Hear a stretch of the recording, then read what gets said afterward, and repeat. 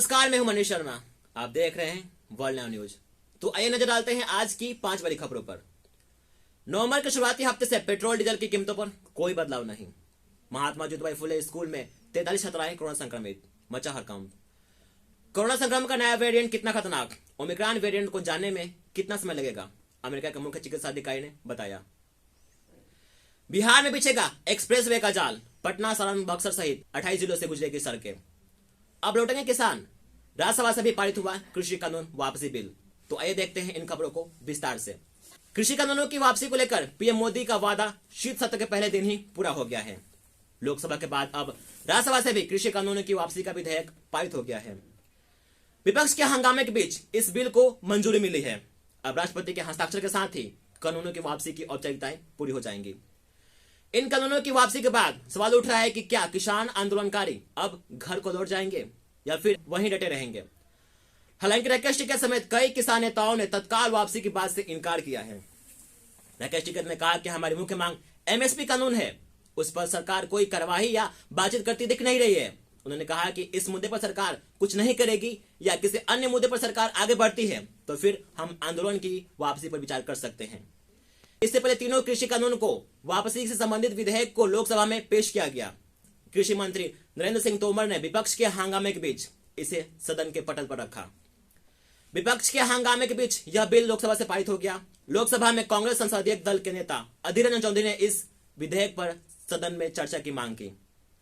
प्रधानमंत्री मोदी ने हाल ही में देश को संबोधित करते हुए इन कानूनों की वापसी की घोषणा की थी। उन्होंने कहा था कि हम कहीं ना कहीं कुछ किसानों को इसके फायदे समझाने में सफल नहीं हो पाए। इसके साथ ही दोपहर 2 बजे इस विधेयक को राज्यसभा में पेश किया गया और उच्च सदन से भी बिल पास हो गया। राष्ट्रपति की मंजूरी मिलने के बाद तीनों कृषि कानून खत्म हो जाएंगे। विपक्ष लोकसभा के बाहर गांधी प्रतिमा के सामने खड़े होकर सरकार के खिलाफ नारेबाजी की और एमएसपी पर तत्काल कानून बनाने की मांग की। विपक्षी नेताओं के हंगामे के मद्देनजर दोनों सदनों को मंगलवार तक के लिए स्थगित कर दिया गया। इस मुद्दे पर बातचीत करने के लिए हमारे साथ हमारे सहयोगी जयपुर से मधु जुड़ चुकी हैं। तो आइए उनसे बात करते हैं। जी मधु, क्या अपडेट है वहां का? कृषि कानून की वापसी से जयपुर के किसान और लोग खुश हैं? बहुत बहुत धन्यवाद मनीष जी। जैसा कि हम लोगों के रिस्पांस से यह जान पा रहे हैं कि जयपुर के लोग खुश तो हैं, लेकिन वहीं कुछ लोगों में नाराजगी भी देखी जा रही है। उनका कहना है कि इस सरकार ने कभी किसी का बुरा नहीं चाहा, तो किसानों के लिए बुरा कैसे कर सकती है।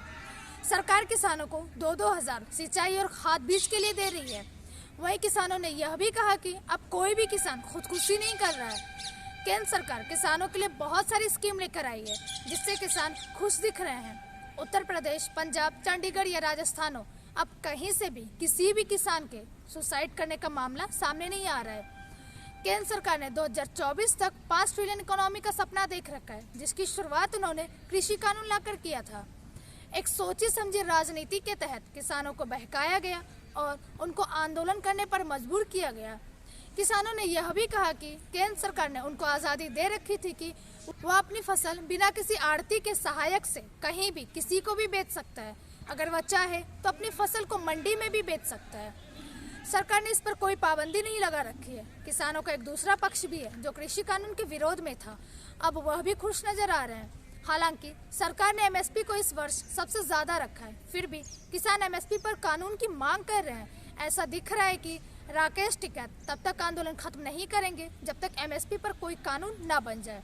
उनका कहना है कि एमएसपी ही मेरा मूल मुद्दा है।